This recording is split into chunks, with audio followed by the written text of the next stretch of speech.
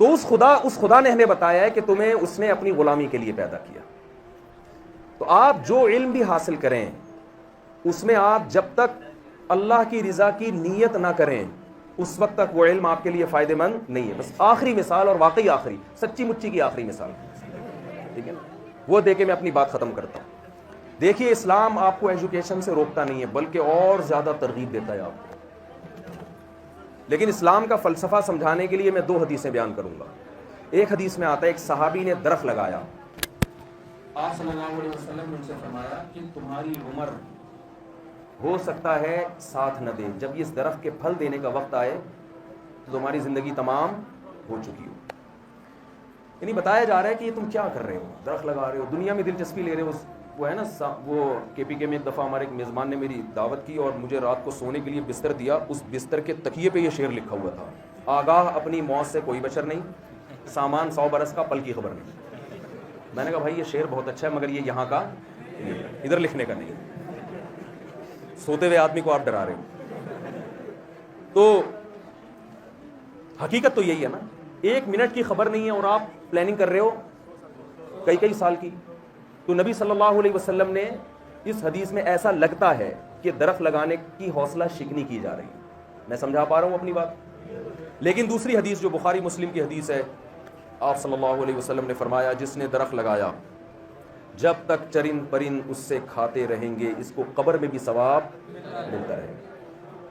2 متضاد باتیں ایک ہی پیغمبر کی طرف سے ہو سکتی ہیں. ایک میں درخت لگانے سے منع کیا جا رہا ہے بظاہر، ایک میں درخت لگانے کی ترغیب دی، اجازت نہیں ترغیب دی جا رہی.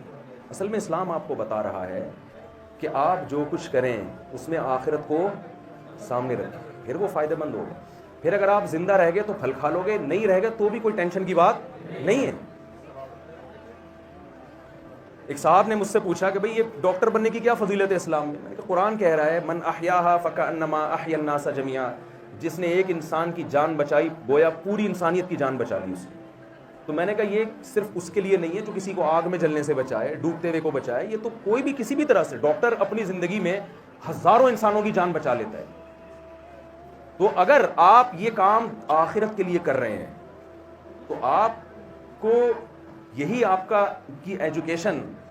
اب آپ مجھے بتائیں ایک درخت لگانے کی ایک فضیلت ہے تو زرعی یونیورسٹی میں کوئی پڑھے اور ملک اور قوم کی پیداوار میں اضافے کا ذریعہ بنے، کتنی بڑی فضیلت ہوگی. وہ جانوروں کو نہیں، وہ انسانوں کو کھلانے کا ذریعہ بن رہا ہے. ایک پیاسے کتے کو پانی پلانے پر اللہ کو اتنا ترس آیا کہ اللہ نے اس کی مغفرت کر دی. تو انسانیت کی خدمت کے جذبے سے اگر آپ ایجوکیشن حاصل کریں گے تو کامیاب ہوں گے. اس سے ایک باؤنڈری کھنچ جاتی ہے کہ آپ نے ان شعبوں کو اختیار کرنا ہے جس میں انسانیت کی خدمت ہو. کچھ شعبے ایسے ہیں جس میں انسانیت کی کوئی خدمت نہیں ہے، اس میں آپ کو ثواب نہیں ملے گا. شراب بنانے کی فیکٹری میں اگر آپ جاب کرتے ہو، گورا تو کہے گا کہ آپ انسانیت کی خدمت کر رہے ہو مگر اللہ کی نظر میں یہ خدمت نہیں ہے.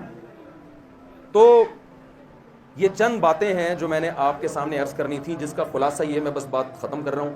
خلاصہ یہ کہ دیکھیں آپ ایجوکیشن حاصل کریں، گوروں کی تعلیم سے آپ فائدہ اٹھائیں، یہ چیز ان کے پاس ہم سے زیادہ اچھی ہے، لیکن آپ تہذیب میں ان کو فالو مت کریں. تہذیب سکھانے کے لیے اللہ نے پیغمبروں کو بھیجا ہے، انگریزوں کو نہیں بھیجا. سمجھ رہے ہیں؟ انسان کو انسان کا بچہ بنانے کے لیے اللہ نے پیغمبروں کو بھیجا ہے. تو جو چیز جس کے پاس ہے وہیں سے لینی چاہیے. بس اس بات کے ساتھ میں اپنی بات کو ختم کرتا ہوں. ایک سیکنڈ کوئی سوال کا موقع دیں گے بھائی؟ کوئی سوال پوچھنا ہے، بیٹھے کھڑے نہ ہوں پلیز. کسی نے بھی کسی بھی قسم کا کوئی سوال پوچھنا ہے پوچھ لیں. سوال مناسب ہوگا تو جواب دوں گا، نہیں تو پی جاؤں گا.